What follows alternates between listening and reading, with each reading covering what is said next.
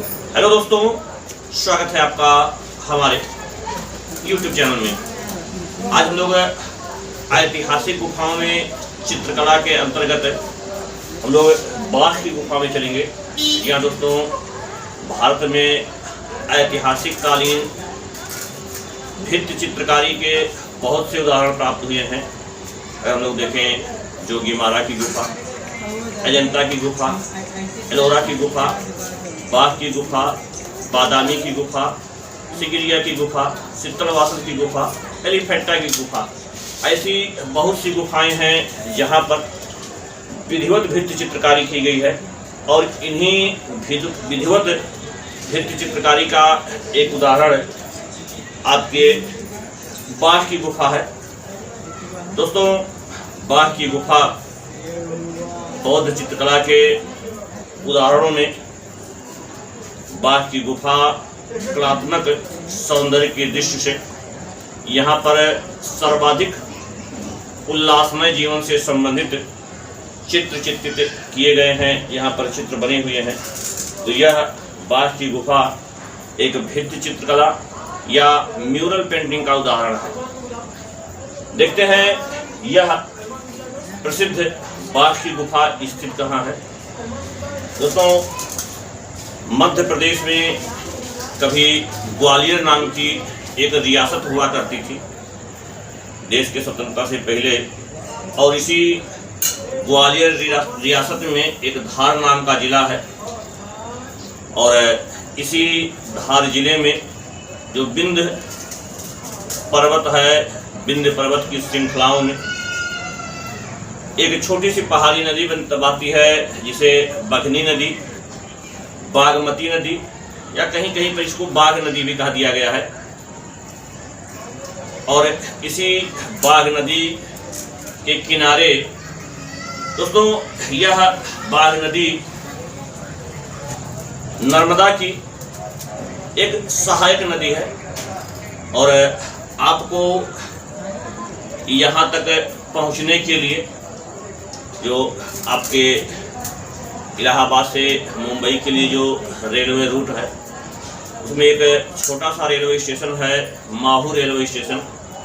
आप माहू railway station से लगभग 87 मील की यात्रा करके, या कह सकते हैं कि 139.2 किलोमीटर, अगर हम लोग मील को किलोमीटर में बदलेंगे तो लगभग 139.2 किलोमीटर आएगा। तो 139 किलोमीटर आप सड़क मार्ग से यात्रा करके बाघ की गुफा तक पहुंच सकते हैं।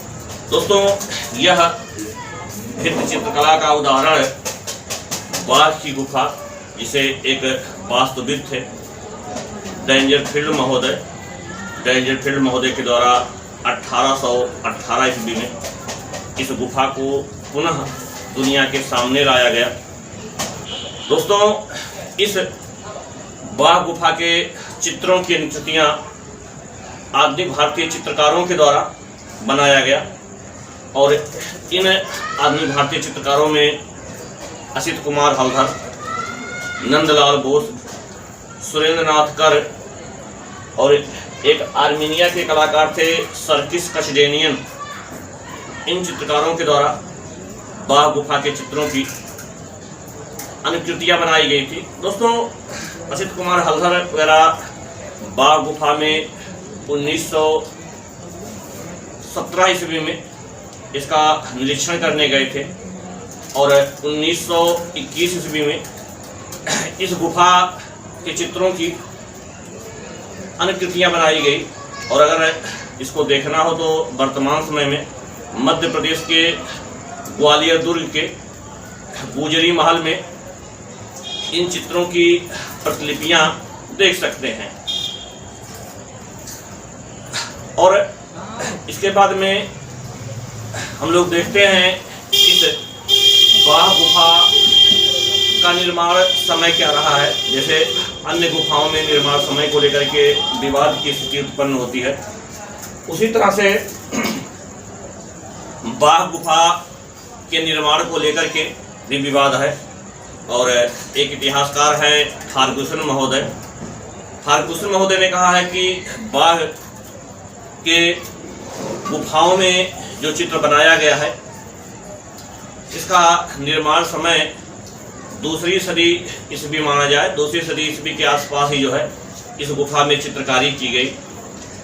और एक स्मिथ महोदय थे, इन्होंने इसका निर्माण समय तो एक जगह बता दिया गया कि ये 625 से 628 ईस्वी के मध्य इस गुफा के चित्रों को बनाया गया है। जबकि एक और विद्वान थे एम.बी. गेरडे महोदय ने कहा कि यह गुफा 6वीं 7वीं सदी की है। 6वीं 7वीं सदी के मध्य इसे बनाया गया। लेकिन जितने भी विद्वान रहे हैं सब गलत राय रखे और ये बात प्रमाणित 1926 ईस्वी में होती है। असल में 1926 ईस्वी में जब बाघ गुफा की साफ सफाई की जा रही थी तो यहाँ बाघ गुफा में एक दान पत्र मिला है, महाराजा सुबंध का दान पत्र।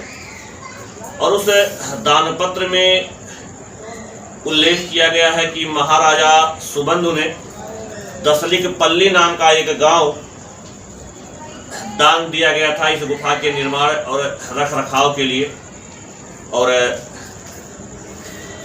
महाराजा सुबंध का जो शासनकाल है वो 416 ईस्वी से लेकर के 466 ईस्वी के मध्य है। तो इस प्रकार ये प्रमाणित हो गया कि ये गुफा 5वीं सदी की लगभग है, क्योंकि 416 ईस्वी से लेकर के 466 ईस्वी तक का जो समय है ये 5वीं सदी के अंतर्गत आता है। और दोस्तों, अगर कभी राजवंश पूछ ले कि बाघ की गुफा किस काल की है, समय के अलावा राजवंश के बारे में बात करें तो ये गुफा मुख्यतः गुप्तकालीन है। उस समय भारत में गुप्तों का शासन था और गुप्तों का एक लंबे समय तक शासन रहा है। हम लोग देखे भी हैं कि पीछे अजंता की गुफा भी मुख्यतः गुप्तकालीन मानी जाती है और बाघ की गुफा भी गुप्तकालीन है। लेकिन अगर इस गुफा की भित्तियों पर जो चित्रकारी की गई है, अगर चित्रकारी की विधि की बात करें, चित्रण विधि की बात करें, तो यहाँ पर भी अजंता के समान भित्ति चित्रकारी की गई है। और हम लोग देखे थे कि अजंता की गुफा में अधिकांश चित्र टेम्पेरा पद्धति से बनाए गए हैं। तो यहाँ पर भी अगर चित्रण विधि पूछता है किस विधि से चित्रकारी हुई है तो वो टेम्पेरा विधि है। ये टेम्पेरा विधि से यहाँ की गुफाओं पर चित्रकारी की गई है। अगर मान लीजिए टेम्पेरा विकल्प में नहीं रहता है तो आप फ्रेस्को लगा सकते हैं, लेकिन अगर टेम्पेरा विकल्प में है, फ्रेस्को विकल्प में है तो वरीयता टेम्पेरा को दीजिएगा। और जहाँ तक रंग की बात है कि गुफाओं में किन किन रंगों का प्रयोग हुआ है, तो यहाँ अजंता के गुफा में जो है बाघ की गुफा में प्रकृति प्रदत्त खनिज रंगों का ही प्रयोग हुआ है। हालांकि हर गुफाओं में ही खनिज रंग का प्रयोग हुआ है और इन खनिज रंगों में आपका लाल रंग, सफ़ेद रंग, काला रंग, पीला रंग और नीले रंग का प्रयोग हुआ है। दोस्तों, यहाँ रंग में ध्यान दीजिएगा कि पहली बार नीले रंग का प्रयोग अजंता के गुफा में हुआ है और अजंता के गुफा में हरे रंग का भी प्रयोग हुआ है, लेकिन बाघ के गुफा में हरे रंग का एकदम से प्रयोग नहीं हुआ है। यहाँ नीले रंग का प्रयोग हुआ है। हालांकि इसके अलावा जो सामान्य 4 रंग हर गुफाओं में प्रयोग किए गए हैं, काला, सफ़ेद, लाल, पीला, ये तो हर जगह प्रयोग हुए हैं, लेकिन यहाँ नीले रंग का प्रयोग हुआ है और हरे रंग का कहीं भी कोई प्रयोग नहीं हुआ है। और जहाँ तक इस बाघ में गुफाओं की संख्या की बात करें तो बाघ में पहाड़ी को काट करके कुल 9 गुफाएं बनाई गई थी। और अगर इन गुफाओं में देखें तो इसके सम्मुख भाग की लंबाई 750 फीट है और यहाँ गुफाओं में जो पहली गुफा है, दूसरी गुफा, तीसरी गुफा, चौथी गुफा, पांचवी गुफा, इन गुफाओं को एक उपनाम दिया गया है। तो किस गुफा को कौन सा उपनाम दिया गया है और उसमें कहाँ पर चित्रकारी हुई है, किस गुफा में चित्रकारी हुई है, कौन कौन से चित्र बने हैं, हम लोग इसकी चर्चा करेंगे। लेकिन अगर यहाँ पहली गुफा की बात की जाए तो पहली गुफा को एक उपनाम दिया गया है गृह गुफा, और ये कहा गया है कि यह भिक्षुओं के निवास के लिए बनाई गई थी और इस गुफा में कोई भी मूर्ति नहीं है। और जबकि अगर हम लोग दूसरे गुफा की बात करें तो दूसरे गुफा को एक उपनाम दिया गया है पांडवों की गुफा, या इसी को गोसाई की गुफा कहा गया है। और बाद की गुफाओं में यही गुफा सबसे बड़ी गुफा है। इसी गुफा से महाराजा सुबंधु का एक दान पत्र मिला हुआ है, हम लोग पीछे इसकी चर्चा भी किए थे। और यह दान पत्र 1926 ईस्वी में मिला था दूसरी गुफा से, और जिसमें 10 लिख पल्ली नाम के ग्राम दान देने का उल्लेख हुआ है। और यहाँ इस गुफा में चित्रकारी तो हुई है, लेकिन समय के साथ यहाँ अधिकतर चित्र नष्ट हो गए हैं। और अब हम लोग आते हैं तीसरी गुफा में। तीसरी गुफा को एक उपनाम दिया गया था हाथी खाना, और माना जाता है कि ये तीसरी गुफा विशिष्ट अतिथियों के लिए था, और इसमें एक सेंट्रल हॉल है या केंद्रीय कक्ष है, और यह विशेष रूप से अतिथियों के लिए बनाया गया था। और जो चौथी गुफा है, कहते हैं कि चौथी गुफा में सर्वाधिक सुरक्षित चित्र प्राप्त हुए हैं, और इसके भीतर अगर आप जाएंगे तो अभी भी आकर्षित चित्र आपको मिलेंगे। और इस गुफा को एक उपनाम रंग महल दिया गया था। और यहाँ की जो पांचवी गुफा है, पांचवी गुफा को एक उपनाम दिया गया था पाठशाला, और इसमें कुछ चित्र हैं लेकिन बहुत खंडित अवस्था में है। चित्रों को देखने के बाद में उसकी प्रकृति समझ में नहीं आती है कि क्या है। और पांचवी के अलावा जो छठवीं, सातवीं, आठवीं और नौवीं गुफा है, असल में यहाँ जो ये पहाड़ी है ये कमज़ोर थी, और इन गुफाओं में अगर हम देखें तो छत के साथ ये नीचे गिर गया है, छत बैठ गया है गुफाओं में। तो अब आप इस गुफा में आप एंट्री नहीं कर सकते हैं। तो इस गुफा के चित्र तो नष्ट हुए ही हैं, पूरी तरह से गुफा भी नष्ट हो गई है। तो केवल यहाँ 5 गुफा ही जो है अब सुरक्षित अवस्था में हैं, लेकिन जो चित्र है वो केवल 4 ही गुफा में, चौथी गुफा में ही बने हुए हैं। और अगर सही में देखें तो चौथी गुफा के सम्मुख भाग में ही जो है यहाँ पर चित्र सुरक्षित अवस्था में हैं। और इन चौथी गुफा के सम्मुख भाग में कुल 7 दृश्य सुरक्षित अवस्था में हैं। और अगर इन गुफा के चित्रों की बात करें तो यहाँ जो पहला दृश्य है, पहले दृश्य को 2 भागों में बांटा गया है। असल में पहले भाग में एक शोकाकुल स्त्री को दिखाया गया है जो अपना मुंह छिपाए रो रही है, और हाथ से संभवतः कुछ संकेत कर रही है। और इसी के बगल में एक दूसरी स्त्री उदास भाव से उसे सांत्वना दे रही है। असल में ये कहा गया है कि यह जो स्त्री है वह बुद्ध के जो मौसेरे भाई थे नंद की पत्नी है, और वह मुँह छुपाए इसलिए रो रही हैं कि जब उनको सूचना मिली नंद की पत्नी को, तो वह मुँह छिपाए रो रही हैं। और कुछ ऐसे ही चित्र हम लोग पीछे अजंता की गुफा में भी देखे थे। अजंता की गुफा में एक गुफा संख्या 16 में बना हुआ था मंडरासन राजकुमारी का चित्र, वो भी नंद की पत्नी का ही चित्र था। और इसी पहले दृश्य के दूसरे भाग में नीले रंग के कबूतरों का एक जोड़ा दिखाया गया है और कहा गया है कि ये जो पहला दृश्य है इसमें दो दृश्य है, एक संयोग का दृश्य है, एक वियोग का दृश्य है। तो जो पहला दृश्य है जिसमें एक स्त्री शोकाकुल है, रो रही है, इसको वियोग का दृश्य कहा गया है।